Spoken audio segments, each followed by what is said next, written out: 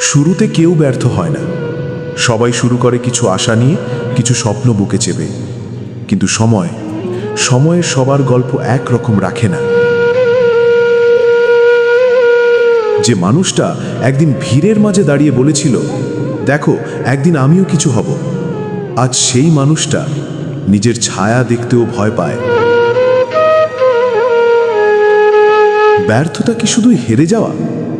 না, ব্যর্থতা আসলে এক একটা দরজা, যা খুলতেই আমরা ভয় পাই। কারণ সেই দরজার ওপারে থাকে অপমান, নিঃসঙ্গতা আর নিজের কাছেই নিজেকে হারিয়ে ফেলার ভয়। একদিন একটা মানুষ নিজেকে প্রশ্ন করেছিল, আমি কি পুরোটা জীবন শুধু চেষ্টা করেই গেলাম?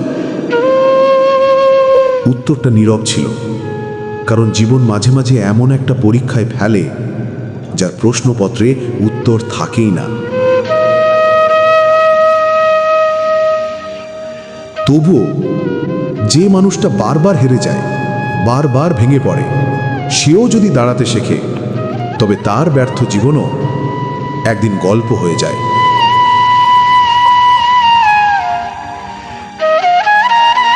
আর সেই গল্প শুনে অন্য কেউ হয়তো শেষ মুহূর্তে একটু ভরসা খুঁজে পায়।